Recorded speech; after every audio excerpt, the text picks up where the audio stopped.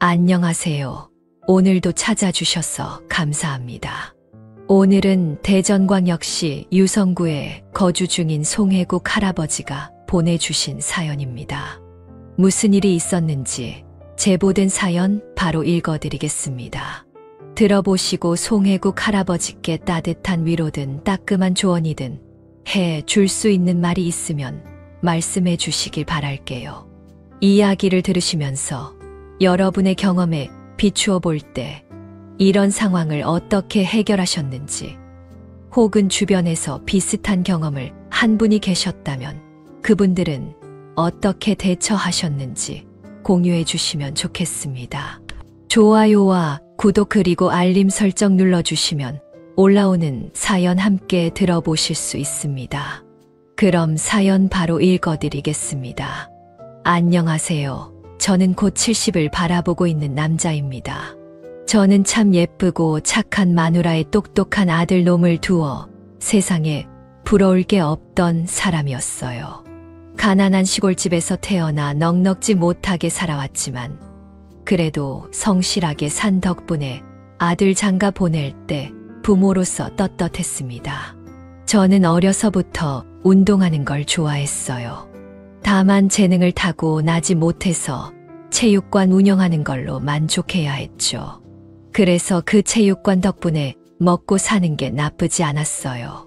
큰 상가의 체육관을 여러 한 자리에서 20년을 넘게 운영했으니 단골 손님도 적지 않았죠.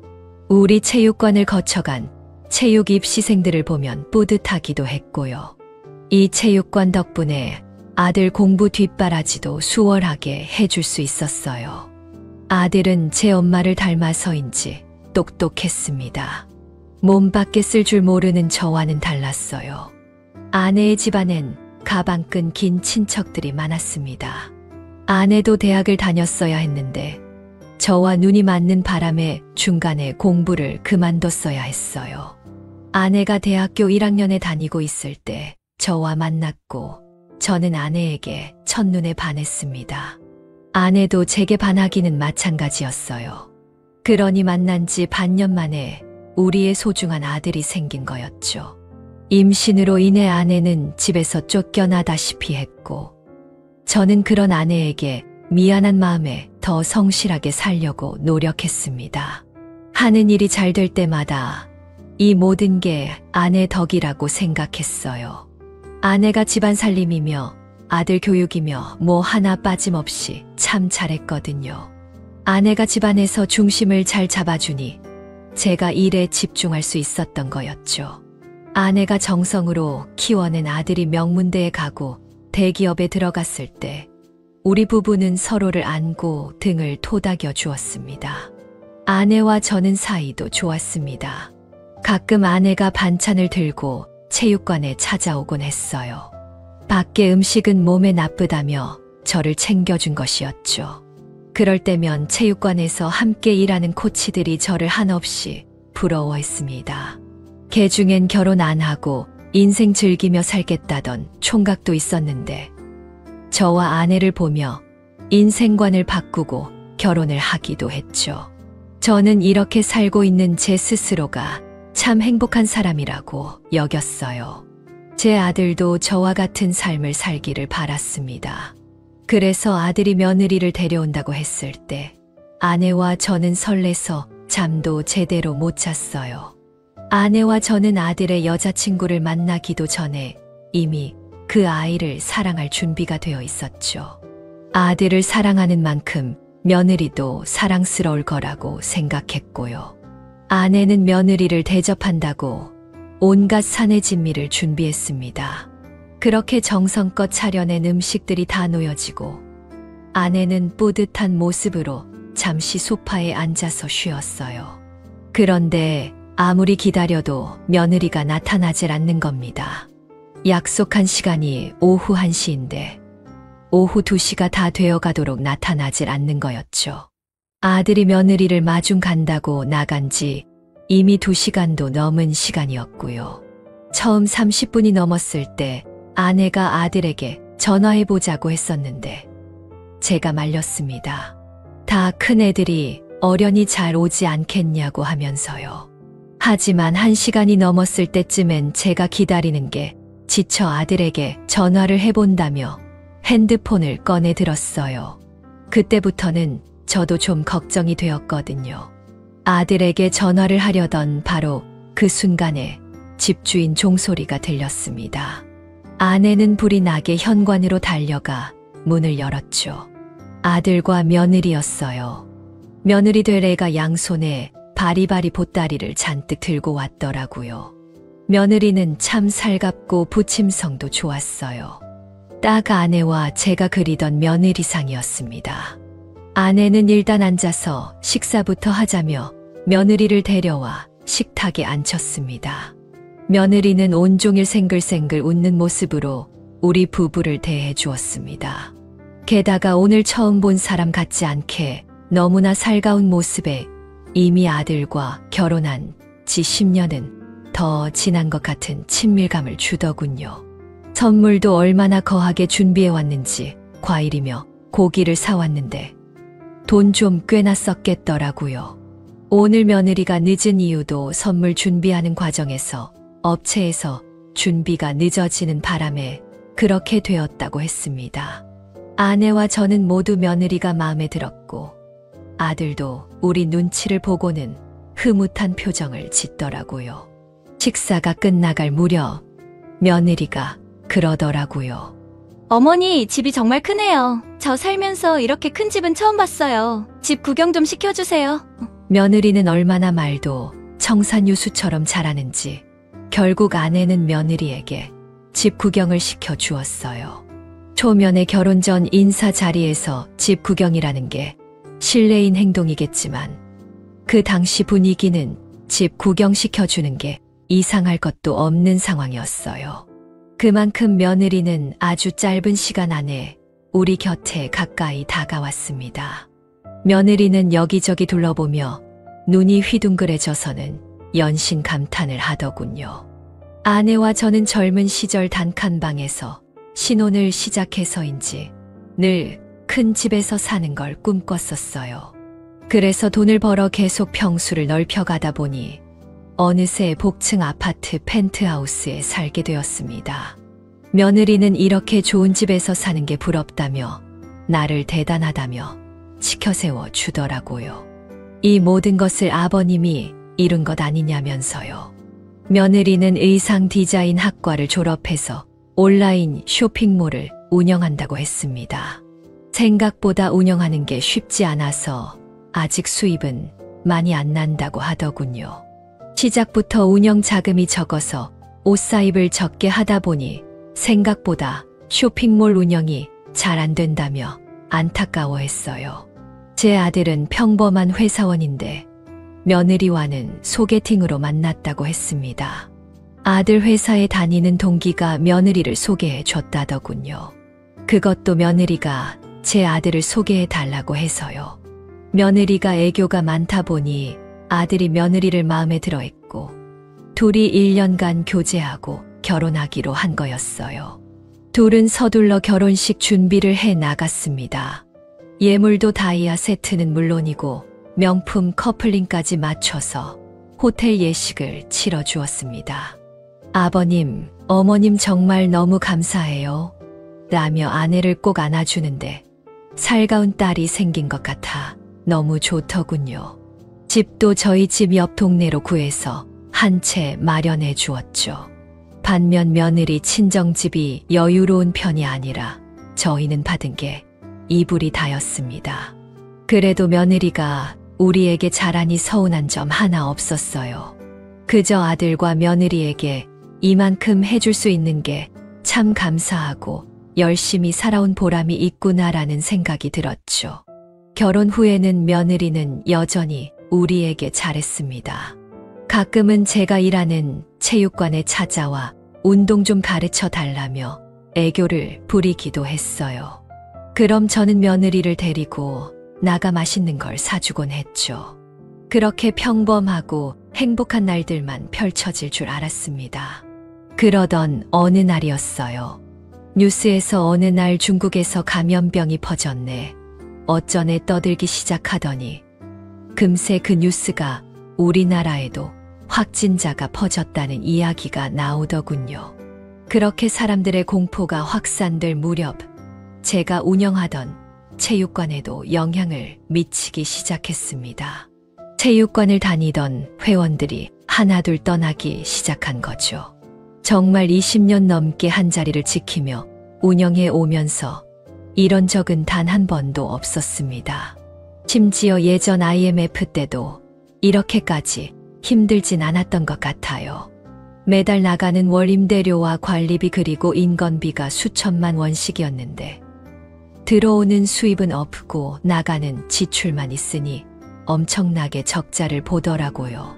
다음 달은 나아지겠지 하며 버티다 보니 2년이 훌쩍 지나가더군요. 그 사이 건물 보증금 3억을 날리고 살던 집까지 팔아서 작은 집으로 옮기게 되었어요. 돈 잘 벌 때야 70평 복층 아파트 관리비 정도야 걱정 없이 냈었죠. 하지만 수입이 끊기고 나니 100만 원이 넘게 나가는 관리비가 무섭더라고요. 회원들에게 전화를 돌리고 홍보 등등 별짓을 다 해봐도 사정은 나아지질 않았어요. 결국 저는 그렇게 2년 가까이를 버티다가 권리금도 못 챙기고 체육관을 정리해야 했습니다. 그동안 함께했던 직원들도 모두 해고해야 했고요. 직원들 몇몇은 눈물바람을 하고 헤어지게 되었습니다. 직원들을 내보내고 다음날 짐을 빼려고 정리하는데 아들과 며느리가 찾아왔어요. 짐 빼는 것 도와준다고요. 그 누구의 말도 위로가 되진 않았어요. 아빠로서 면이 안 서고 제 자신이 자꾸 초라하게 느껴졌죠. 아이들을 일찍 집에 보내고 아내와 남은 짐을 정리했어요. 아내가 제게 괜찮다고 말해주는데 그때는 그 말이 귀에 들어오지도 않더라고요. 집에서 매일 술을 마셨습니다.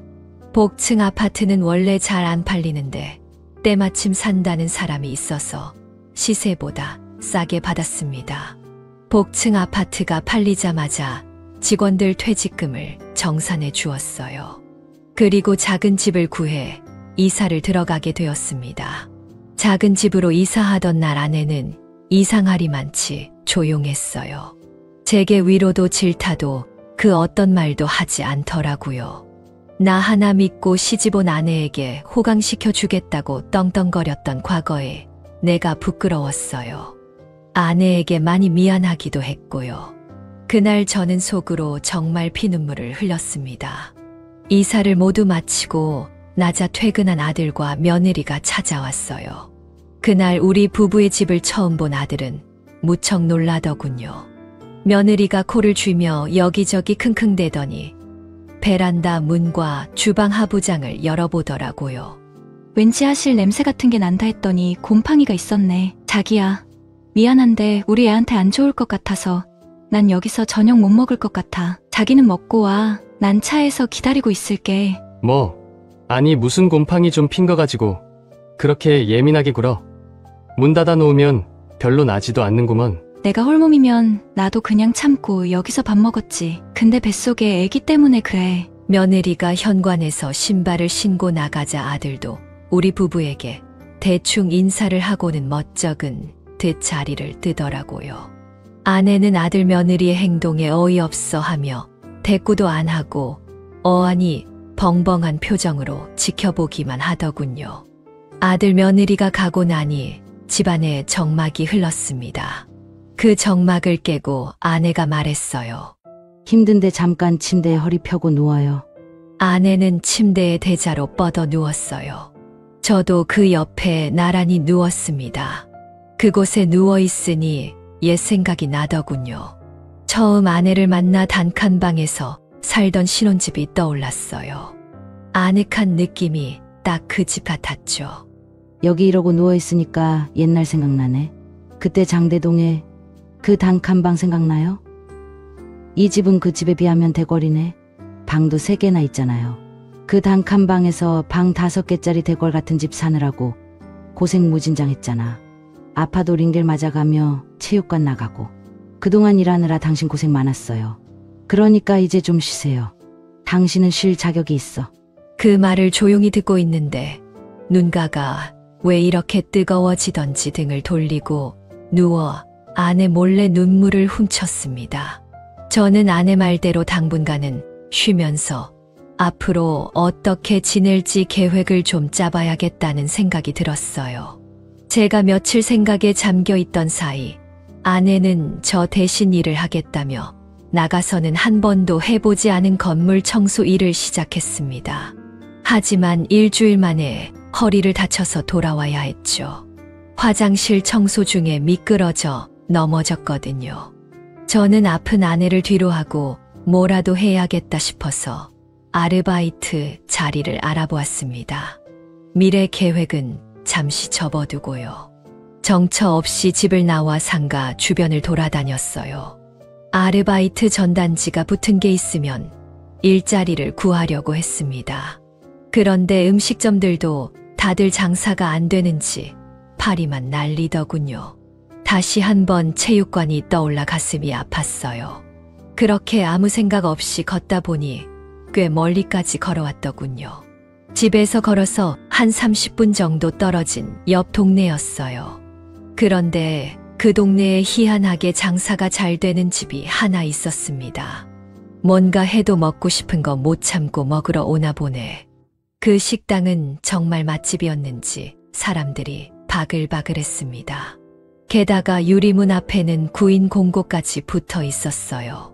저는 사막에서 오아시스를 발견한 것처럼 기쁜 마음으로 얼른 그 식당으로 들어갔습니다.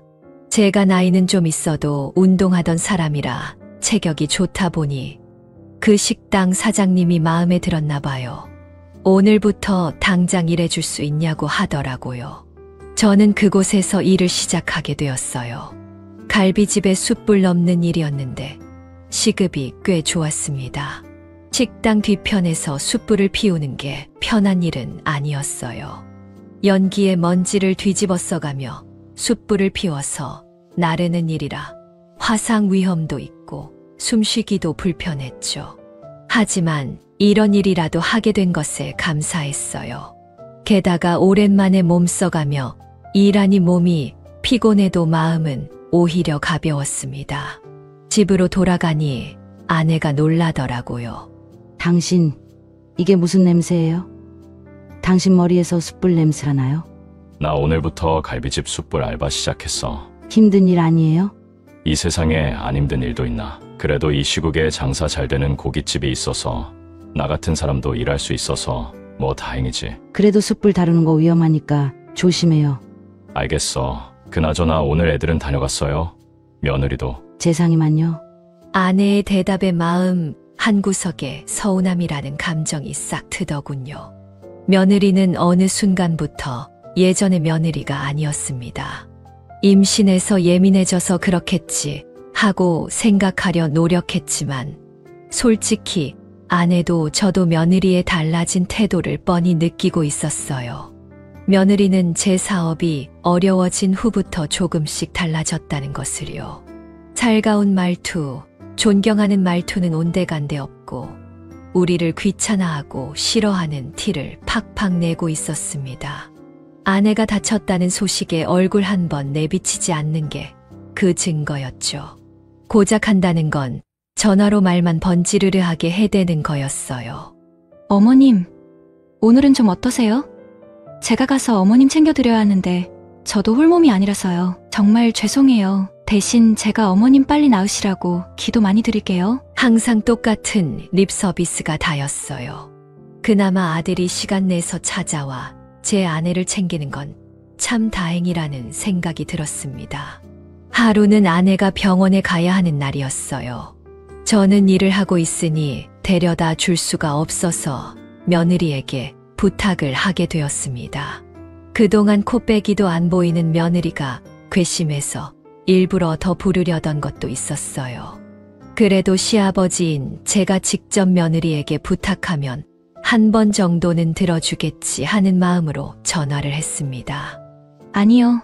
제가 임신 중인데 무슨 일을 할 수가 있겠어요. 하긴 이것도 일이라면 일인가. 저 오늘 태교 요가 가야 되거든요. 그러니까 어머님 병원 시간을 바꾸던지 아니면 아버님이 아르바이트를 빼고 가시던지 해보세요. 그리고 제가 홀몸도 아닌데 이런 부탁하시는 거 좀 불편하네요. 너무나 단칼에 거절하는 며느리의 태도에 뭐라고 대꾸할 새도 없이 며느리는 바쁘다며 전화를 끊었습니다. 제가 큰 집에서 살고 체육관 일도 잘 될 때는 며느리가 간이고 쓸개고 내줄 것처럼 잘했었어요. 그런데 체육관이 망하고 사는 게 변변치 않아지니 우리를 은근 무시하는 것 같았죠. 이게 다 체육관 관리를 제대로 못한 내 탓인 것만 같아서 너무 속상하고 자존심도 상했습니다. 결국 아내는 예전 아파트 이웃 주민이었던 아내의 친구의 도움을 받아 병원에 가게 되었습니다. 며느리가 저렇게 행동하는 데는 제 아들 탓도 있는 것 같아서 제가 아내 앞에서 아들놈 탓을 해댔습니다. 아내의 만류에 제 상의를 불러 한바탕 혼을 내줄까 하다가 말았습니다. 그렇게 3, 4개월 정도 시간이 지나고 아내의 허리가 다 나아갈 쯤이었어요. 며느리가 출산을 하게 되었어요. 임신 중에 태교다 뭐다 해서 별별 운동을 잘하더니 결국 제왕절개로 아이를 낳더군요. 저는 고지식한 사람은 아니라서 필요하다면 제왕절개를 하는 것도 괜찮다고 생각합니다. 그런데 며느리가 제왕절개를 한 이유가 너무나 황당했어요. 아들이 며느리가 제왕절개를 할 것이라고 하기에 혹시 사돈댁에서 좋은 날을 정해 주신 건가 싶었습니다. 그런데 그런 이유가 아니었어요. 출산할 때 아기가 나오면서 여자로서의 성기능이 떨어질까봐 그렇다고 하더군요. 아무튼 그런 건 며느리의 선택이니 그런가 보다 하고 말았습니다. 그런데 며느리가 왜 그래야 했는지 나중에 진짜 이유를 알고 나서 경악하게 되었어요. 우리 집안에 손주가 생기고서 저와 아내는 좀 밝아졌습니다. 안 좋은 일이 있으면 좋은 일도 있다더니 손주가 바로 그 좋은 일이었죠. 산후조리원에서 유리 너머로 아기를 보는데 얼마나 예쁘던지 아기가 집에 오면 자주 보러 와야겠구나 생각했어요. 하지만 그건 정말 저와 아내만의 생각이었나 봅니다. 며느리가 조리원에서 퇴원한 후에 저희 집에 한 번을 오질 않더라고요. 아들 말로는 아기가 아직 너무 어려서 감염을 조심해야 돼서 그렇다고 했습니다. 예쁜 아기를 사진으로만 볼 수밖에 없었어요. 아기가 태어난 지 3개월이 지나서야 우리 부부를 초대해 주더군요. 아기가 어찌나 예쁘던지 그렇게 한 번 보고 오면 눈앞에 아른거리곤 했습니다. 식당에서 일하면서도 우리 연배 손님들이 손주 사진을 서로 보여주며 자랑할 때 우리 손주가 생각나서 절로 미소가 지어지곤 했죠. 그러던 어느 날 충격적인 비보를 듣게 되었습니다. 제 하나뿐인 형이 죽었다는 소식이었어요. 형의 시신이 한국으로 오고 있다고 했습니다. 제 형은 형수님과 미국으로 건너가 살다가 그곳에서 이혼을 하고 외로운 삶을 살고 있었어요. 가끔 형과 안부 전화를 주고받곤 했는데 목소리에서 외로움이 묻어나곤 했죠. 형수님은 바람이 나서 형님을 떠나셨어요. 결혼 10년 만에 형수님이 임신을 하고 형님은 날아갈 듯 기뻐했어요. 하지만 출산하는 날 노란 머리 아기가 나왔다고 하더군요. 형수님이 결혼 10년 만에 바람이 난 거였어요. 형님은 자신이 용서해 줄 테니 형수님에게 돌아오라고 했습니다. 아기도 자기가 키우겠다고요. 하지만 형수님은 애 아빠를 찾아갔다고 했죠. 그 후로 형님은 미련을 버리지 못한 채 형수님이 돌아오기만을 바라며 살아간 것 같아요. 형수님이 형님을 떠난 후 미안하니 제게 가끔씩 연락해서 미안하다며 형님을 잘 챙겨달라고 했던 적이 있었습니다. 3, 4년에 한 번씩이요. 그런데 그마저도 제 나이 50줄에 들어서면서부터는 한 번도 연락이 온 적이 없어요. 그럼에도 불구하고 형님은 형수님의 연락을 기다리며 살았죠. 제 형은 참 불쌍한 사람입니다. 이 세상에 다시 없을 해바라기 로맨스를 꿈꾸는 남자인데 여자를 잘못 만난 거죠. 사실 형수님 입장도 이해가 안 가는 건 아니었어요. 형님이 미국에서 오토바이 사고로 남자로서의 기능을 잃었기 때문에 형수님은 다른 방법을 택할 수밖에 없었어요. 그 희생양이 형님이 된 거죠. 인생의 허무함을 느끼게 됐어요. 형님이 낙상사고로 너무나 갑작스럽게 돌아가신 거였거든요. 아내는 슬픔에 잠긴 제게 잠시 일을 쉬는 게 어떻냐고 했어요. 하지만 저는 오히려 일을 쉬지 않는 게 슬픈 생각을 덜 할 것 같았죠. 갈비집에서 숯불을 나르다 보니 잡생각이 들지 않더군요. 퇴근하고 집에 오는 길엔 어김없이 형과의 어릴 적 추억이 떠오르며 눈가가 촉촉해지곤 했어요. 그러던 어느 날이었어요. 그날도 어김없이 숯에 불을 피우고 숯불을 나르고 있었습니다. 그런데 낯익은 얼굴이 눈에 보이더군요. 다름 아닌 제 며느리였어요. 며느리가 제 또래 여자들과 함께 우르르 식당 안으로 들어왔습니다. 숯불을 나르다 잠깐 서서 며느리를 쳐다보니 며느리도 저를 향해 시선을 돌리더라고요. 저는 인사를 하려고 손을 드는데 며느리는 고개를 푹 숙이고는 황급히 식당 한 룸으로 들어갔어요. 분명히 눈이 마주쳤는데도 저를 모른 척했어요. 그 모습에 제 얼굴이 다 화끈거리더라고요. 며느리가 저를 창피해 한 것이었으니까요. 결국 저는 동료 김 씨에게 저 대신 3번 룸에 숯불을 올려달라고 부탁했습니다. 3번 룸의 방문이 열릴 때마다 며느리가 하하호호 웃는 게 보이더군요. 그러다 저와 눈이 마주치면 정색을 하며 고개를 돌렸습니다. 식사가 방으로 들어가고 나서 얼마 후에 며느리가 나와 화장실로 가더군요. 잠시 후 제 전화 벨소리가 울렸습니다. 여보세요. 아버님, 행여라도 저한테 아는 체 하지 마세요. 저 지금 조리원 동기 모임 중이란 말이에요. 아버님이 여기서 일한다는 거 알면 재상 씨랑 우리 아기랑 무슨 망신이에요? 뭐, 망신? 너는 내가 갈비집에서 숯불 나르는 게 창피하냐? 그럼 이게 자랑스러울 일이에요?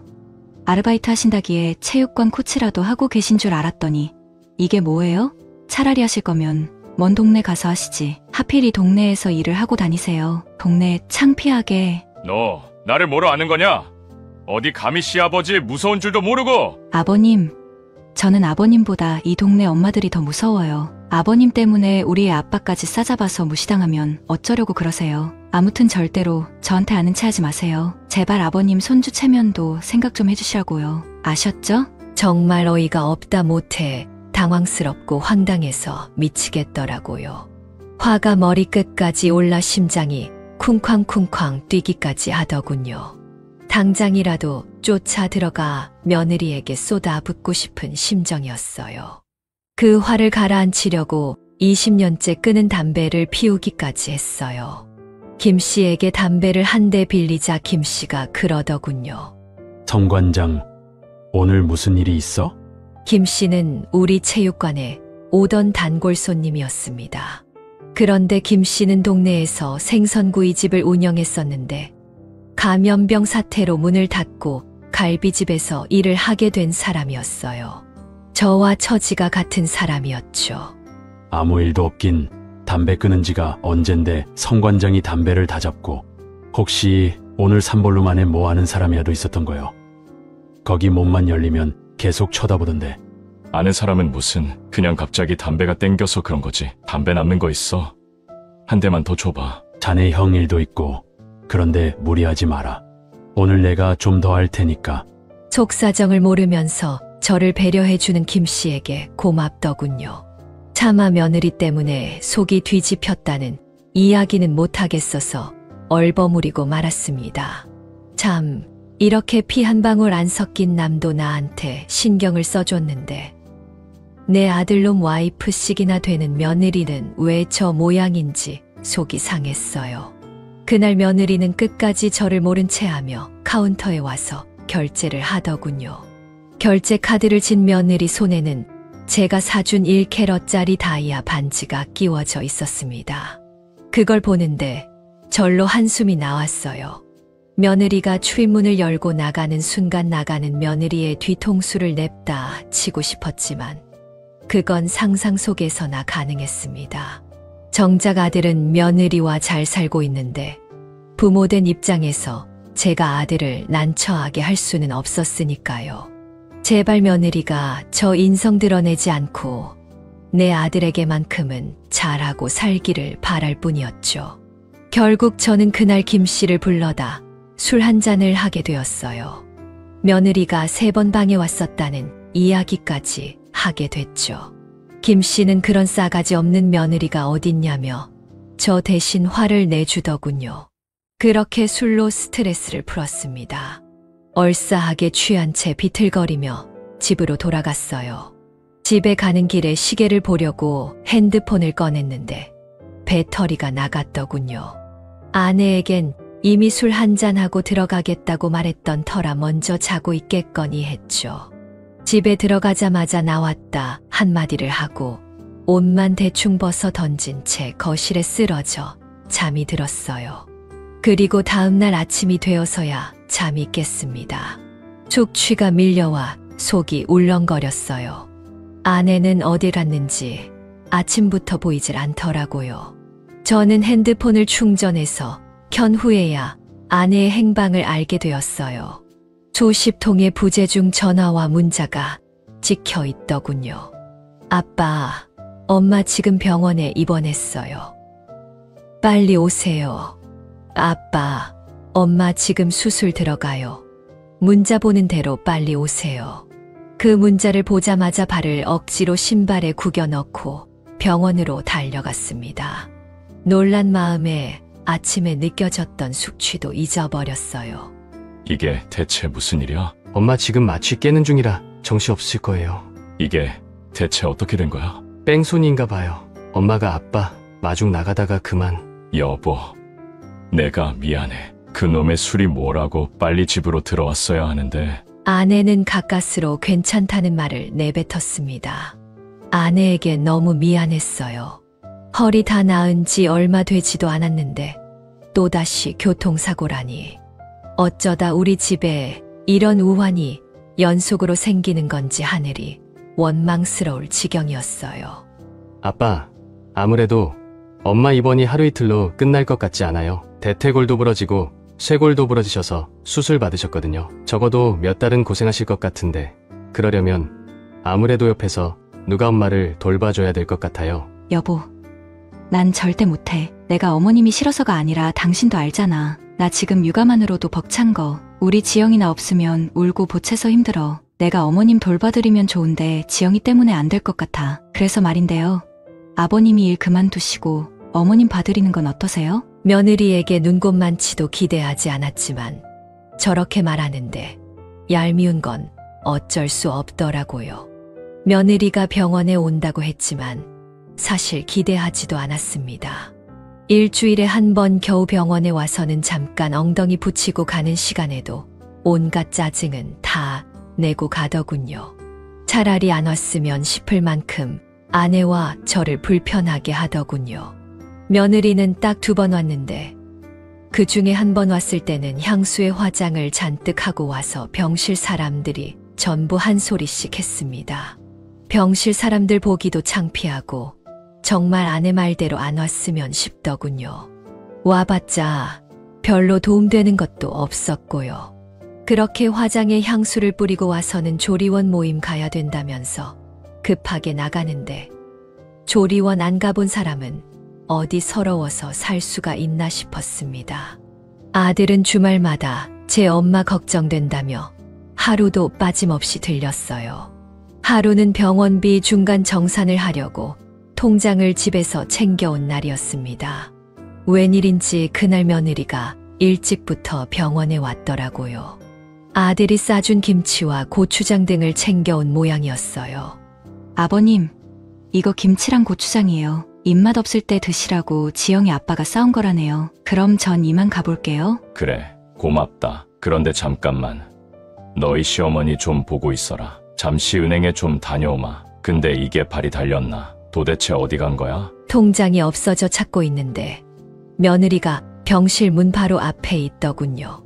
그리고 며느리의 손에는 제 통장이 들려 있었습니다. 며느리는 통장을 펼친 채 그곳에 있는 숫자를 뚫어져라 쳐다보고 있었어요. 아버님, 이게 뭐예요? 10억?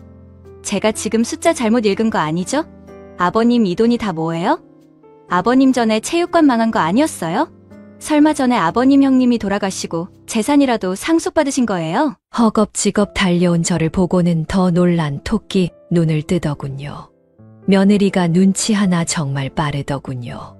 뭐 그렇게 됐다. 그동안 내 돈 아니라고 생각해서 재상이한테도 말 안 했던 건데 아무튼 그냥 모른 척해라. 이걸 왜 모른 척해요? 당연히 재상씨도 알아야죠. 아버님 돈이 곧 재상씨 돈인데 안 그래요? 아버님은 이렇게 큰 돈을 갖고 있으시면서 어쩜 갈비집에서 하루도 안 쉬고 숯불 알바를 다 하셨어요? 정말 대단하세요. 존경스러우세요. 일하는 어르신들 얼마나 보기 좋아요. 젊게 사시는 것 같고 저는 언제나 아버님을 존경하고 있었답니다. 아시죠? 제 마음? 며느리의 마음 단 1분 1초 만에 무시하는 시아버지를 존경한다며 처세를 바꾸는 저 간사함을 당연히 알죠. 그때부터 며느리는 처음 우리 집에 인사 오던 날처럼 말을 청산유수로 뽑아내더군요. 다음 날부터 하루도 빠짐없이 병원에 들리는 건 물론이고 안 하던 요리까지 해서 산의 진미를 가져와 바치기도 했어요. 병실 사람들이 며느리를 볼 때마다 같은 사람 맞냐며 놀라서 눈이 휘둥그레질 지경이었죠. 갑자기 우리 부부에게 잘하는 며느리의 속이 훤히 보였지만 그냥 하는 대로 내비뒀습니다. 어디까지 이 통장에 충성을 바치나 한번 보자 하는 심정이었죠. 어머님, 천천히 드세요. 어구, 잘하셨어요. 여기 물도 드세요. 꼭꼭 씹어서 드셔야 소화도 잘 돼요. 며느리는 마치 제 아내의 시녀와도 같았어요. 얼마나 시중을 잘 드는지 제가 봐도 놀랄 정도였죠. 휴지가 필요하면 척척 대령하고 물이 빌 틈이 없이 부지런히 떠다 바쳤습니다. 아내가 퇴원을 하고 집으로 돌아오고 나서도 며느리의 효부 행동은 계속되었어요. 아내의 거동이 불편했는데 며느리가 화장실까지 모셔가니 한편으론 고마울 따름이었죠. 참 돈이 뭔지 이게 힘이 대단하긴 한가 보다 싶었습니다. 그러던 어느 날이었어요. 김 씨가 그동안 병문안을 못 와봐서 미안하다며 쉬는 날 하루 시간을 내어 집으로 찾아왔습니다. 아내와 짧게 인사를 나눈 뒤 김 씨가 저를 따로 부르더라고요. 할 말이 있다면서요. 저기 말이야. 자네 며느리라는 애. 혹시 얘가 성관장 며느리? 김 씨가 뜬금없이 자기 핸드폰을 꺼내서 사진첩을 여러 사진 한 장을 보여주더군요. 그곳에 화장을 진하게 하고 챙이 넓은 모자를 푹 눌러 쓴 채 갈비를 먹는 여자는 다름 아닌 제 며느리였어요. 응, 맞아. 우리 며느리가 또 갈비집에 왔었어? 남자랑 같이 왔더라고. 자네도 알지 않나? 내가 재상이 어릴 때부터 봐서 얼굴 아는 거. 제가 못 믿는 눈치이자 김 씨가 사진을 몇 장 더 보여주는데 정말 제 아들이 아닌 다른 남자와 함께 있는 사진이었습니다. 그것도 아주 다정하게요. 누가 봐도 연인이 할 법한 행동들이었어요. 쌈을 싸먹여주는가 하면 서로 눈웃음을 치는 것 하며 연인 분위기가 물씬 났죠. 그중 한 사진 속의 며느리와 남자가 계산을 하고 문을 나서는 장면이 있었는데 그 남자가 내 며느리의 엉덩이를 만지는 사진이었습니다. 또다시 심장이 뛰더군요. 며느리가 제게 전화를 걸었던 그 갈비집에서처럼 아무리 미친 망아지처럼 날뛰는 며느리였지만 내 아들을 기만하는 건 절대로 그냥 넘어갈 수 없었습니다. 이렇게 혼나지 않은 채 그것도 자기 시아버지가 일하던 식당에서 이게 말이 되는 건가 싶었습니다. 저는 김 씨를 돌려보내고 나서 고민에 휩싸였습니다. 그 갈비집이 얼마나 맛있으면 내가 일을 그만두자 불륜남을 데려와서 몰래 갈비를 먹고 가는 건지 정말 겁도 없더라고요. 그런데 한 가지 더 신경 쓰이는 건 상대 불륜남이었어요. 왜냐하면 제 손주와 너무나 닮은 인상 때문이었죠.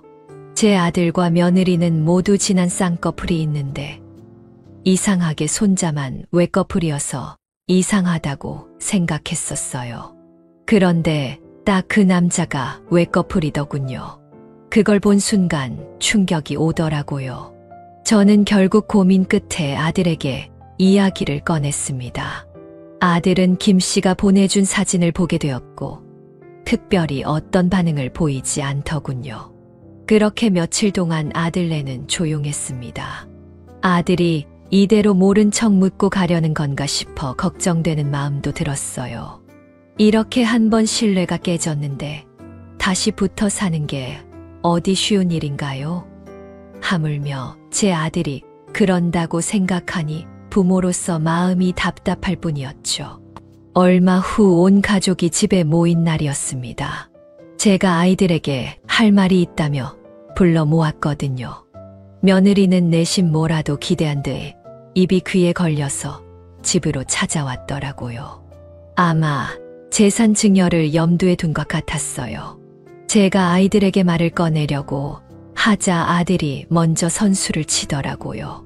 엄마, 아빠, 저 사실 요즘 회사가 많이 힘들어졌어요. 아마 이번에 구조조정할 것 같은데 어쩌면 제가 그 대상이 될지도 몰라요. 아니, 사실 제가 그 대상이에요. 미안해, 여보. 내가 능력 있는 사람이 못 돼서. 아니 여보, 그렇게 힘든 일이 있었으면 일찍 얘기하지. 당신한테 든든한 아버님 어머님이 계신데 무슨 걱정이야. 괜찮아 일이야. 금방 또 구할 수 있겠지. 그렇게 말해주니 고마워. 난 당신이 나한테 크게 실망할 줄 알았는데. 그나저나 네가 마음고생이 심했겠구나. 네가 회사에서 나와야 될 줄 알았으면 내가 네 몫을 좀 남겨두는 건데 미안하네. 그게 무슨 말씀이세요, 아버님? 재상이도 들어서 알지? 내가 형님에게 받을 재산이 좀 많아. 그런데 난 그 돈 내 돈이라고 생각한 적 없다. 그래서 사실 다 기부했다고 오늘 너희들에게 얘기해 주려고 했다. 그러니 재물에 눈독 들이지 말고 열심히들 살라고 말이야. 제가 말을 마치자마자 며느리가 빽하며 소리를 질렀습니다. 뭐라고요? 아니 아버님, 어떻게 저한테 상의 한마디 없이 그렇게 홀랑 다 기부를 하실 수가 있으세요? 지금 당장 지영이 아빠 퇴사해야 된다는데 그럼 우린 어떻게 살라고요? 너 방금은 재상이가 회사 새로 구하면 된다고 얘기해놓고 손바닥 뒤집듯 이게 무슨 막말이야? 끝이라니. 그럼 재상이랑 이혼이라도 하겠다는 얘기야? 그까짓 이혼이 될 수예요? 아 짜증나. 그럼 그동안 내가 수발든 거 그거 일당으로라도 계산해서 줘요. 나 억울해서 못 참겠으니까. 뭐야? 아니 너 원래 이런 애였니? 얘가 보자 하니까. 보긴 뭘 봐요? 당신네 식구들 진짜 별로다. 물려줄 돈 한 푼도 없으면서 이런 식으로 며느리 갖다가 부려먹으면 안 되지. 사람들이 말이야, 양심이 있어야지. 누가 너한테 우리 돌봐달라고 하던 네 발로 와서 해놓고는 그게 다 헛된 욕심 탓 아니냐? 아버님이야말로 돈으로 사람 담보면서 그러시는 거 아니죠? 설마 아버님 일부러 통장 흘리도 가신 거 아니에요? 저 어떻게 하나 보시려고요. 맞죠? 당장 그 입 닫지 못해. 너 원래 이런 애였어? 나한테 온갖 알랑방귀 살살 끼면서 단쓸게 내줄 것처럼 굴더니 이젠 내가 회사에서 잘린다니까 눈에 뵈는 게 없지. 나도 너 같은 와이프 필요 없어. 잘 됐네, 이혼해. 당신도 원하는 것 같으니까 협의 이혼하면 되겠네. 며느리의 그 말이 떨어지자마자 아들이 사진을 며느리 얼굴에 던졌습니다. 위자료 소송도 같이 할 거니까 그런 줄 알아. 빈대 같은 년. 그날 아들과 며느리는 완전히 갈라졌어요. 아들은 위자료, 소송에서 3천만 원을 받았습니다. 이혼 판결이 나던 날에 저는 법원 앞에 있었습니다. 며느리가 저를 보며 눈을 흘기더군요. 아버님, 멍청한 아버님 덕분에 아들 며느리 이혼하니까 좋아요? 며느리가 비아냥대며 말하더군요. 저도 그 말에 화답해 주었습니다. 며느라, 너보다 멍청한 사람은 아무도 없다. 재상이는 네 불륜 사실을 알고도 너한테 한 번 더 기회를 줬던 거야. 내 아들이 퇴사했다고 했을 때 네 태도에 따라 이혼 여부를 결정하려고 말이다. 그런데 그 기회를 날린 건 너지. 그게 무슨 말이에요? 나 연봉 인상해서 재계약했어. 퇴사 얘긴 거짓말이고 당연히 아버지가 전 재산 기부했다는 것도 다 사실 아니야. 그걸 고지고대로 들은 건 너고 아마 언제든지 떠날 준비를 마음에 품었던 거겠지. 네 아들 아빠한테 가고 싶었을 테니까 우리 가족이 벗겨 먹을 것 없는 껍데기라는 거 안순간 넌 바로 그 생각을 시행한 거고. 뭐라고? 아버님, 그럼 기부한 거 아닌 거예요? 누가 네 아버님이야? 재상아, 가자. 우리 오늘 이사 가는 날이잖아. 이사나 해야지. 며느리는 억울한 표정으로 입술을 질끈 깨물더군요. 우리는 이사를 위해 걸음을 서둘러 옮겼습니다. 형님이 남겨주신 재산 덕분에 못된 며느리에게 한 방 먹일 수 있었지만 저는 정말 이게 제 돈이라고 생각하지 않습니다. 그래서 죽기 전엔 기부할 생각이에요. 물론 아들에게 힘이 될 만큼만 조금 남겨준 후에 말이죠. 그 후로 1년이 더 흘렀습니다. 요즘은 다시 보복 소비 심리다 뭐다 해서 경제가 정상화되는 것 같아요. 그래서 얼마 전에 체육관을 다시 열었습니다. 예전 하던 자리에서 하면 좋겠지만 그때 한참 많이 까먹은 바람의 작은 상가에서 시작하게 되었어요. 함께 일했던 선생님도 한 분 모셔왔습니다. 그 친구도 감염병 사태로 한동안 다른 일을 했다더군요. 음식 배달 일을 했다는데 아무래도 그건 자기 체질이 아니라며 다시 체육관에 올 수 있어서 기쁘다고 하네요. 저는 이제 힘 닿는 날까지 이 체육관을 운영하며 살고 싶습니다. 아내는 애저녁에 뼈가 다 붙었고 요즘은 열심히 근력 운동을 하고 있어요. 안타깝게도 뺑소니범은 못 찾았습니다. 그놈도 어딘가에서 벌을 받고 있겠죠. 저는 그렇게 생각하거든요. 착한 일 하면 복이 오고 나쁜 일 하면 자신에게 돌아온다고 말이죠. 그러니 오늘도 선행하며 하루를 살아가려 합니다. 여러분들도 저와 함께 선행에 동참하시는 건 어떠신가요? 여기까지가 송혜국 할아버지의 사연인데요. 여러분은 어떻게 들으셨나요? 이 사연은 송혜국 할아버지가 보내주신 사연으로 사연자님의 입장에서 작성되어서 송혜국 할아버지님께 유리하게 작성되었을 수도 있습니다. 같이 댓글로 의견 나누어 보았으면 합니다.